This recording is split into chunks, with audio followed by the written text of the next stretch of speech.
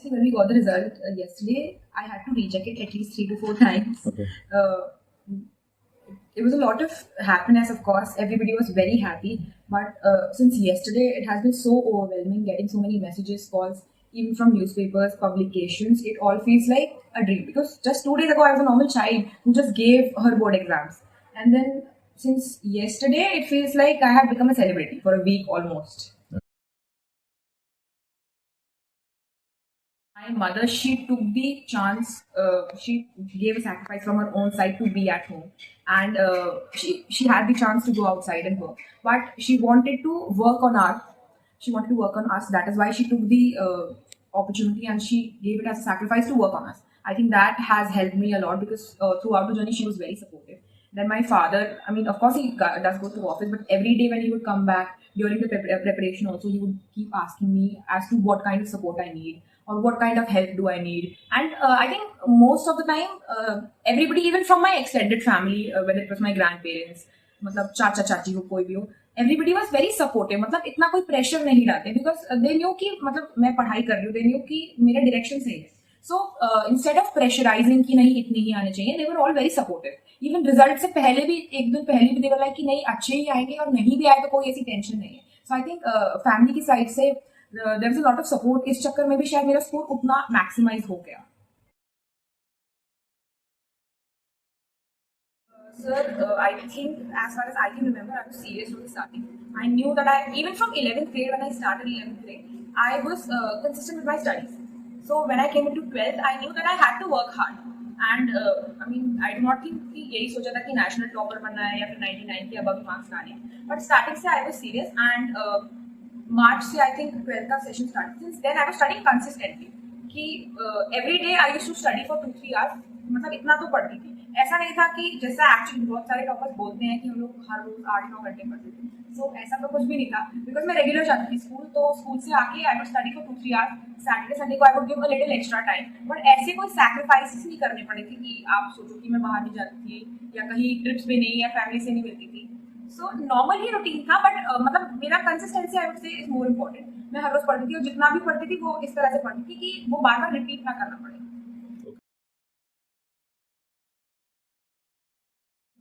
I think English though was a little easy for me. English because my basics are okay, my basics are fine. So English when it comes to literature, everything is fine. So I only have to practice. Political science was also okay. इतना मतलब hard work मेरे को जो लगा वो history, geography में थोड़ा लगा. History में मेरा 1 मार्क रह भी गया. So history में I think I lost 1 mark in MCQ, which is okay. I think कोई बात नहीं, 1 मार्क तो रह जाता है. बट सबसे ज्यादा एक तो डेट्स में, क्योंकि इतनी सारी डेट्स होती हैं हिस्ट्री पॉलिटिकल साइंस में, उनको याद करने में, फिर टाइमलाइन की कौन सा रूलर या किस टाइप का मतलब कौन कौन से सीरीज में कोई इवेंट्स हुए, सो वो सब याद करने में. And I think maps geography was a little harder for me, क्योंकि उनको याद करने में, फिर टाइमलाइन की कौन सा रूलर या किस टाइप का मतलब कौन कौन से सीरीज में कोई इवेंट्स हुए, सो वो सब याद करने में. And I think maps geography was a little harder for me, क्योंकि मैप्स इतने सारे करना प्लस याद रखना कि कौन सी जगह कहाँ है, इनको मार्क करना. सो आई थिंक ज्योग्राफी और हिस्ट्री का थोड़ा सा डाउट था. उसके अलावा most of the subject I was comfortable.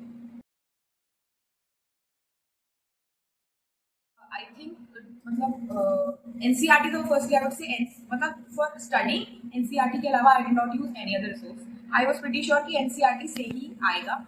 And I think by now मैंने एनसीईआरटी काफी बार पढ़ लिया. So for studying I only use NCERT. For sample papers and everything I use Oswal.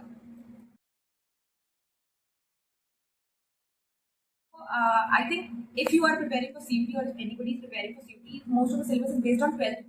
So if you are practicing hard or if you are actually studying hard for board exams, आपको ज्यादा extra preparation की जरूरत है नहीं. So preparation उसके साथ साथ ही चल रही थी. मतलब आप right now I am only giving mock test CUT के लिए, क्योंकि वो सिलेबस सेम है. सो अब बस प्रैक्टिस करने का, वो रिजल्ट का सिर्फ रिवाइज करना होता है. सो मतलब प्रिपरेशन में ऐसा कोई डिफरेंस नहीं था कि CUT के लिए अलग से चल रही है, बोर्ड एग्जाम के लिए अलग से चल रही है. आई थिंक बिकॉज मैंने अपना सिलेबस थोड़ा पहले फिनिश कर लिया था.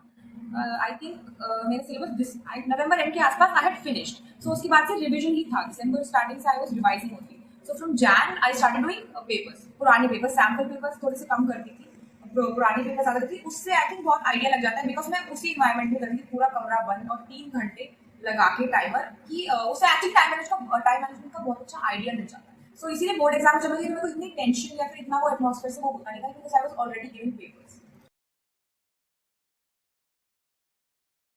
आई थिंक पूरा 12th के हिसाब से देखिए, so I would go out also, थोड़ा बाहर भी जाती थी, या फैमिली या मतलब होम टाउन कहीं चली गई, घूमने चली गई.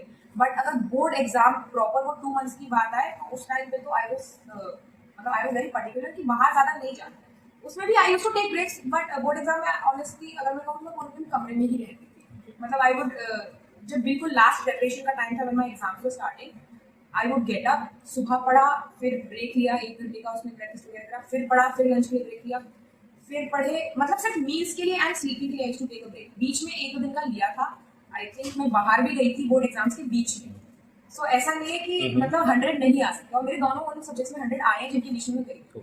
सो आई वुड से कि बोर्ड एग्जाम्स में आप ले सकते हो ब्रेक्स, ऐसा कोई वो नहीं है कि नहीं लेने चाहिए, आप लोगे तो आपके स्टडी पे वो पड़ेगा, बट आपको उसका कॉम्पनसेशन करना पड़ेगा. बिकॉज बोर्ड एग्जाम्स के टाइम पे मैं पूरे दिन कमरे में ही रहती, बस बुक्स ही रिवाइज कर रही. Now I am giving CUT, so I'm opting for Delhi University. My top preference is course-wise. My first preference is geography honors. I want to honors in geography. Second, history honors. And अगर college-wise देखिए, so I am hoping कि Miranda House मेरे को मिल जाए, because Miranda House is a very well-known college. And one reason is कि that I want to go for civil services आगे, so ऐसा ही कुछ subject लेना चाहिए. And मेरे को personal interest भी history geography में है, इसी reason से I would say. I think there is no advice जो कि सबको fit कर जाए, but honestly if I have to say, it is not very hard. I am telling from my own perspective. I was not expecting कि 99.8 या even 99 I was not expecting. I was expecting a comfortable score कि 97 के ऊपर आएगा. That is the kind of confidence जो कि मुझे अपनी preparation में था. But अगर कोई इस टाइप का रिजल्ट चाहता है तो I would say impossible तो बिल्कुल भी नहीं. मैंने भी ऐसा कुछ नहीं किया है कि मैं बिल्कुल बाहर नहीं जाती थी, या मतलब लोग मेरी शक्ल ही देखी एक साल तक, ऐसा कुछ भी नहीं. It is not impossible. Just keep studying और कंसिस्टेंटली पढ़ते. ये नहीं कि पूरे दिन पढ़ो या कोई हॉबी को टाइम नहीं दे रहा है, कुछ time, but just keep consistently revising जो भी आप कुछ कर रहे हो.